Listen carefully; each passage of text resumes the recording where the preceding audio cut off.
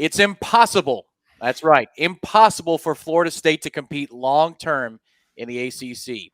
Not my words, although maybe I share that sentiment. Those were the words of Florida State's athletic director, Michael Alford, on a Friday afternoon. You know, Ira Schofel, managing editor of Warchant.com, Gene Williams, founder, administrator of Warchant.com. Guys, we know in this business that usually Friday is reserved for news dumps, not bombs to be dropped. And that's what happened today as Michael Alford presented, as is custom, to the FSU Board of Trustees. But Ira, there was much more than just a catchy two-line quote or two-word quote. Fill us in on what happened today as the athletic director at Florida State spoke to the university's Board of Trustees.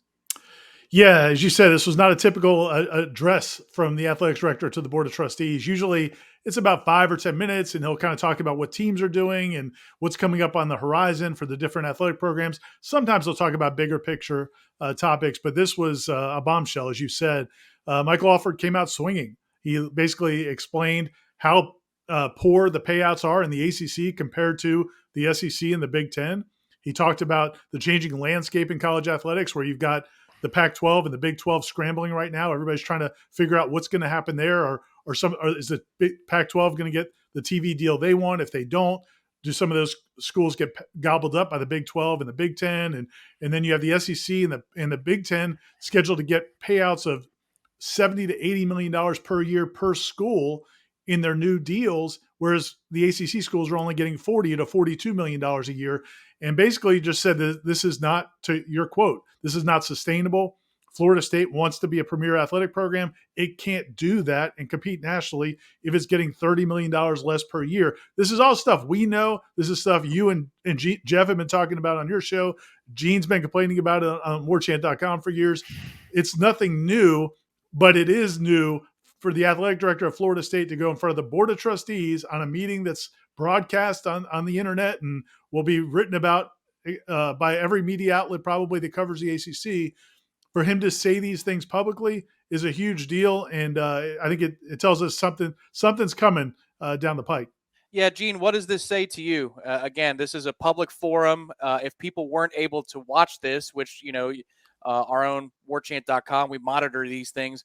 This would still be public record, state record. They know it's going to get out, in short, when this conversation happens on the board, at the Board of Trustees level. What does that say to you about what's going on right now between Florida State and its the decisions they're making about their future? Yeah, as Ira said, this is the first time publicly FSU's really said anything about this. They've hinted here and there about it, but never anything on this kind of a stage. And it's something that's been discussed ad nauseum on Warchant, on Jeff Cameron's show, on our various offerings, and message boards, social media, going on and on and on. But FSU's always had we think the head in the sand when it comes to the revenue disparity and all the problems going on. So the fact that Michael Alford threw this out on a public forum like this, and not coincidentally, and I pointed this out to me, they had the ACC meetings a couple of weeks ago. I don't think it's a coincidence that this happened after that. I think a lot of times we always hear about how FSU works behind the scenes with the ACC to get these things done. The notorious thing is the officiating. Years and years they work behind the scenes, don't say anything publicly, and you see the same product. It seems to me like FSU is kind of getting fed up with whatever feedback they're getting from the ACC, what they're getting from their network partner in ESPN that's not satisfactory. They're pointing out these revenue disparities and what FSU brings. And it was a coincidence. If you go back and look, and we pulled this clip out of Michael Alford, you go to Warchant TV and watch about 10, 15 minutes when he talks about this. The first part of this is all a sales pitch. It's like he's pitching to the Big 12, pitching to the SEC, Big 10. Here's what we have. Look at our TV ratings. Look how we're number one in the ACC. Look at how many watermark games we've had, and that is what they call 4 million or more viewers in a game. It's a kind of the threshold TV really likes to look at. We've had 17 of those since 2014. What was staggering to me, they said that Florida State, if you just plugged them right now in the SEC or the Big 10, they would be number 3 in both of those conferences in terms of revenue generated. Elite conferences, and Florida State's in the top 3. Yeah, that says something. So obviously they were making a pitch to these other conferences and then saying, here's our current status quo in the ACC. It's not going to work. So I think they're stirring the pot. They want something to happen. And I think at this point, the next part of this is put this out publicly. Yeah, Ira, Gene, you guys both know this on social media. Michael Alford, anytime there's a chance to pump up Florida State's brand from a ratings standpoint or value standpoint, he'll either quote tweet the institution, come up with his own numbers based upon internal research, things like that. And that's more of an indirect way to approach this issue about, the next steps that need to be taken. It ain't indirect anymore. Here are some quotes. Here's the first one today. This one's a little bit longer, but the sentiment, guys, is all right there in front of you, that you have to do something. We drive the media value in the ACC, in this conference. At the end of the day, if something is not done, we simply cannot be $30 million behind every year compared to our peers. That's me paraphrasing, but you can read the quote right there. Ira, your thoughts and reaction to this kind of pointed language being used? It's not just about bringing it up. He brought it up and then some today, did Michael Alford. Yeah, and so, I think when you look at the big picture of where Florida State is and where the ACC is and what their options are, the thing that came up at that meeting a couple weeks ago that Gene mentioned was they talked officially as a conference, they talked about uneven revenue sharing and the idea of giving the schools that invest more in football and the schools that bring in more revenue in football, giving them a larger piece of the pie. And so right now, if Florida State's getting $42 million a year, every school's getting that. The argument from Florida State and Clemson and probably one or two other schools is we should be getting more. We should be getting a larger percentage. And Michael Alford used a couple numbers that I haven't heard him throw out there before. He said that Florida State brings in 15% of the revenue for that television deal. If you look at all the numbers and the metrics that Florida State brings in for ESPN, they're bringing in $15 million of that revenue. But when the payouts come, every school gets 7%. So the disparity there is immense. And I think just, calculating on the top of our head, instead of getting $42 million, Florida State maybe would get $70 or $80 million a year. And same thing with Clemson, whereas the BCs and the Wake Forest and some of those schools might only get $15 or $20 million a year. But as you can imagine, that didn't go over really well over in Charlotte at the ACC meetings. And I think from what I was hearing over the last couple of weeks is they couldn't even get schools to agree to even smaller amounts of uneven revenue sharing. So I think what you have today is a culmination of two things. One is the frustration from FSU that, look, this is nothing's they're never going to do anything because they feel like they've got us chained down with this grant of rights and this television contract, which goes through 2036. Well, we're letting everybody know that we're not going to just take it. The other side of it is, as you guys said, they're painting the picture of how attractive Florida State is, and that if they get an offer, because that conversation came up too. Yep. One of the board members asked, so is it even feasible for us to get out of the ACC? And the general counsel, Carolyn Egan and Michael Alford said, well, yeah, it probably cost us about $120 million. They didn't get into the fact that the grant of rights is a legal document too, that they'd have to work through. But the fact that they were, it wasn't just saber rattling. I think they're letting people know, the other conferences know, yeah, if the ACC is not going to do anything, and they're letting the ACC know, if you're not going to do anything, we're going to pursue this. And now where that goes from here, we'll have to see. But that was really strong. That exchange there, where you have a board of trustees member asking what would it cost to get us out of this conference, and the general counsel giving a number and putting a number on it. You don't see that in public very often. That was kind of shocking. Even though I was stunned. It's funny you brought that up. I was stunned the whole thing, and then when that exchange happened right at the end of that part, I'm like, holy! I mean, this is message board talk. This isn't what a board athletic director is going to talk to. Yep. The board of trustees. That just doesn't happen at any school at any time. So no, that was incredibly significant. But I do think it's curious, and it was one of the first questions I saw on our message board was, it's interesting that the grant of rights part of it was not brought up. And I'm guessing that's just a really negotiable type of thing with ESPN and some others. And obviously, if you're going from, hypothetically, if you go from the ACC to the SEC, another ESPN property, then there's obviously some stuff you can probably do there to work some of that out. So, I mean, that was curious to me. And the other thing I want to get your guys' thoughts on, he was bringing up, Mike Alford did, about changes that are very likely coming with the Big 12 and the Pac-12, about how they're probably going to take a couple of their teams. He said possible more Big 10 expansion. And he said that he talked about that opening windows. Yep. To me, that opening windows means Florida State could crawl out that window that is the crappy house of the ACC to go to the mansion, which is the SEC or the Big 10 down the road.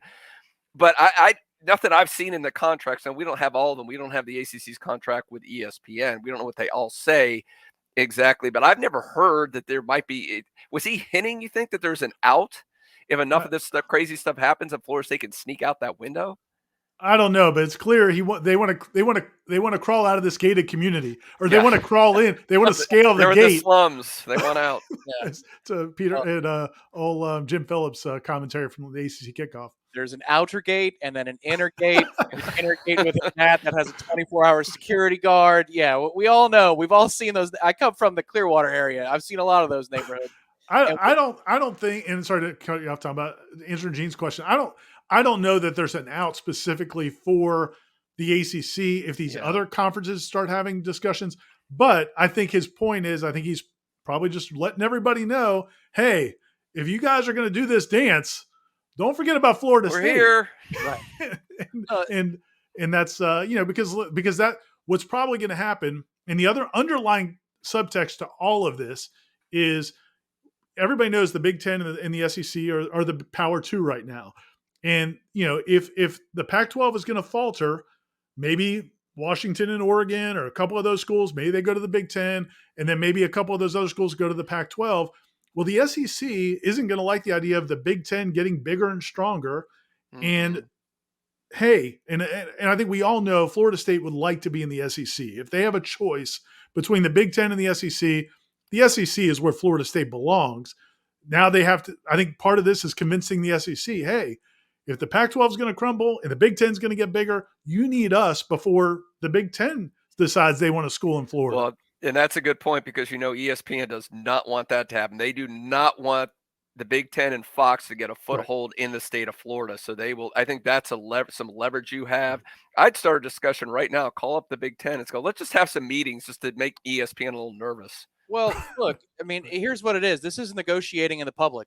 That's exactly what they're doing right now. Because if the other institutions in the ACC don't want to restructure the way that the payout is going to all member institutions, then Florida State's leaving the ACC. It's done. It's in the past. And that's this second quote from Michael Alford, which is, quite simply, it's impossible.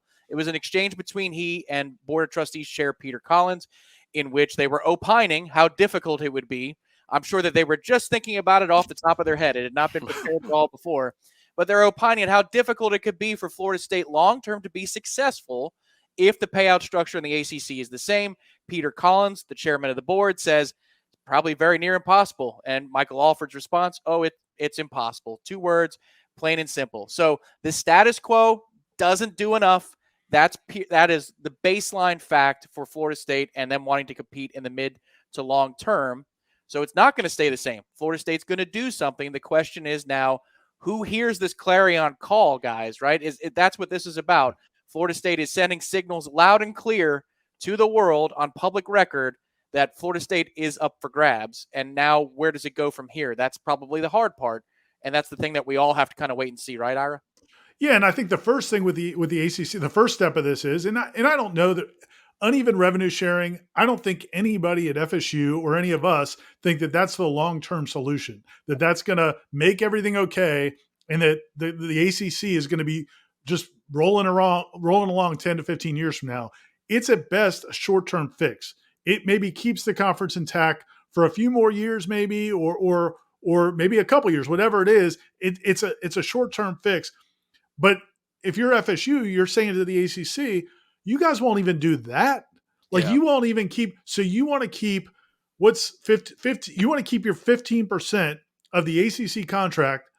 But to Gene's point, would you rather have 15%? Would you rather have 7% or excuse me, they want to keep their 7% of the ACC contract. Mm-hmm.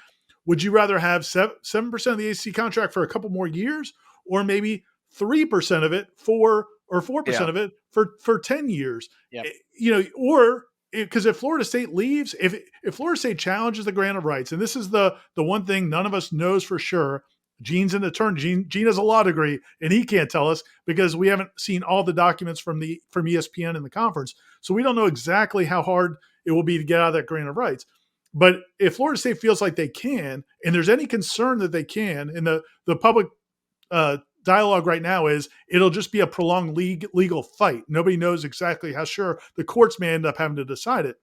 But if you're one of those other schools, you have to decide, is it worth risking letting them start that fight and us being stuck in the shambles of a conference?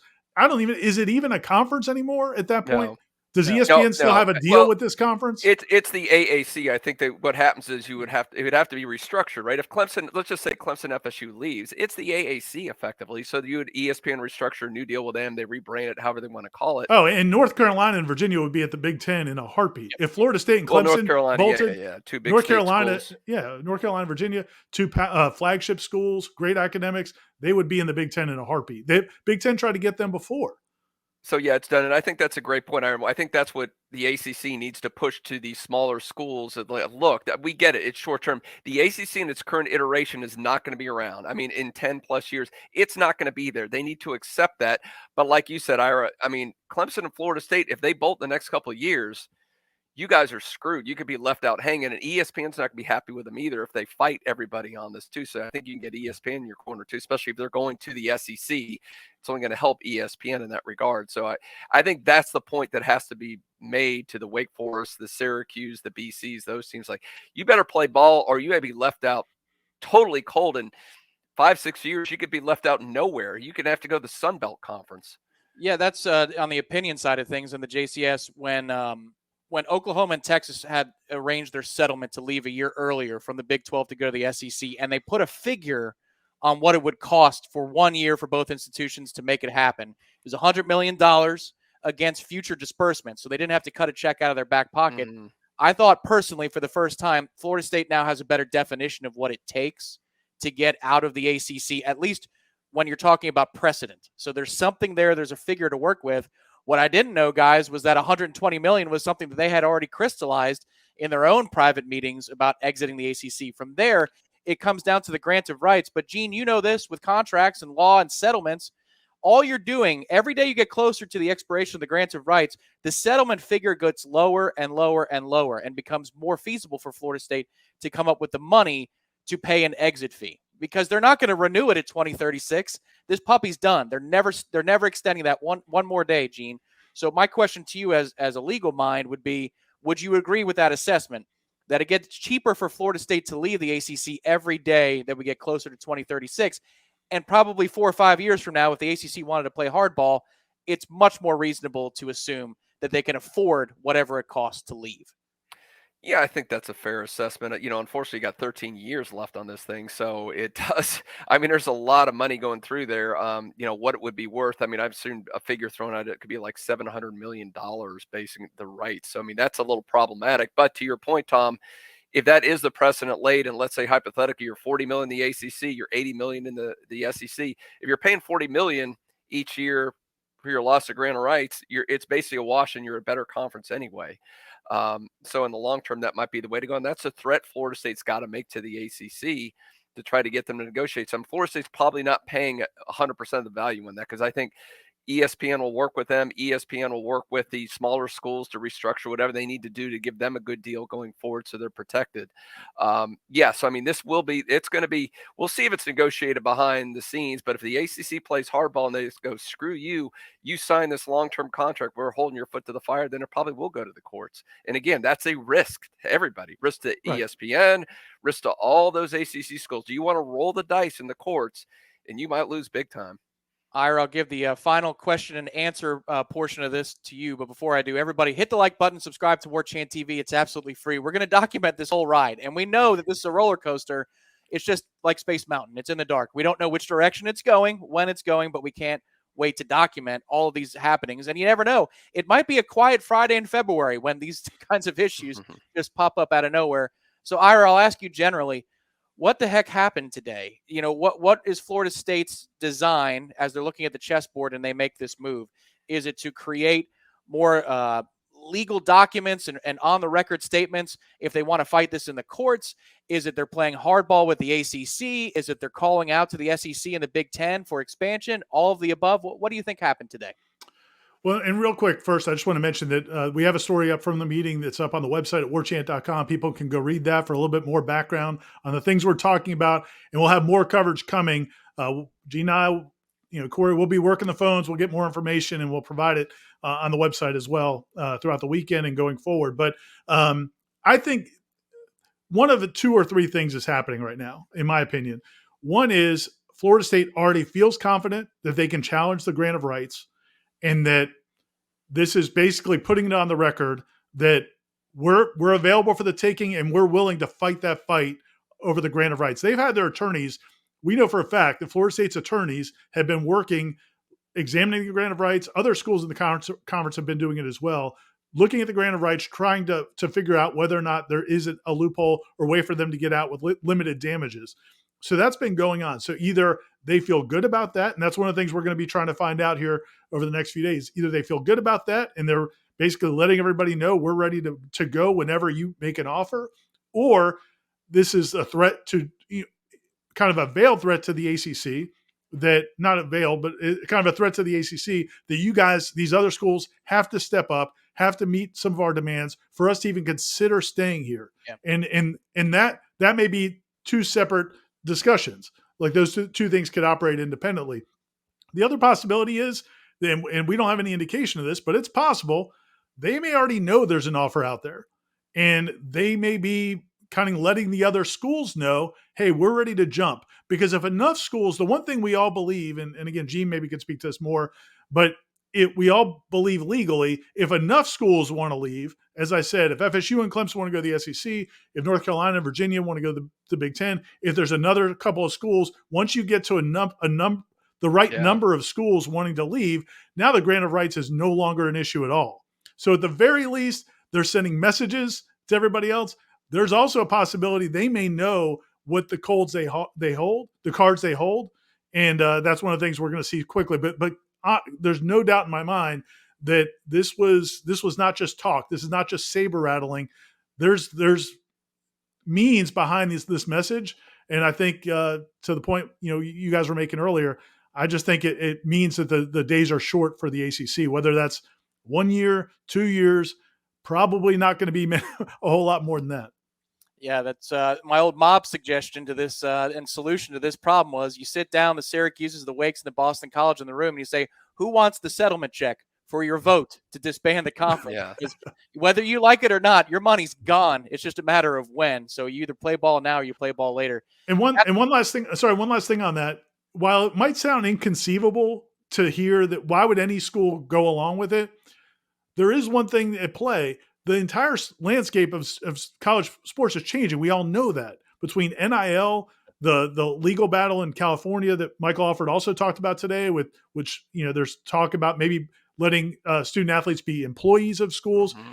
There's going to be some reckoning of which schools even want to be a part of big league college football in the future, because they don't have the NIL money. They don't want to have students be employees. They want to be more like a traditional college football menu or venue. And so those schools may decide on their own. They may be deciding on their own right now, this isn't what we want to be anyway. So let's take our checks and go move on and be more like the old school model, because we think there's going to be a lot of schools that decide to do that. I don't think any of us think Vanderbilt or Wake Forest or some of those schools want to play this kind of football. Mm-hmm. So that as that reckoning is coming, that may help some of those schools make that decision. I think that's something, again, in the subtext to pay attention to. Enjoy your nickels and dimes while you can, Wake Forest. That's what's going on here with ACC and Florida State. Big news out of FSU today with Athletic Director Michael Alford. Read more about it right now, warchant.com. We'll put the link underneath this video. Hit a like before you leave. Subscribe to our channel. It's absolutely free. For Gene Williams, the founder and administrator of warchant.com, on the top right. The top left, Ira Schofel, our managing editor, who is at the forefront of this story. My name is Tom Lang. We will speak to you next time on Warchant TV. Who the heck knows what Florida State's future is, but we'll find out together.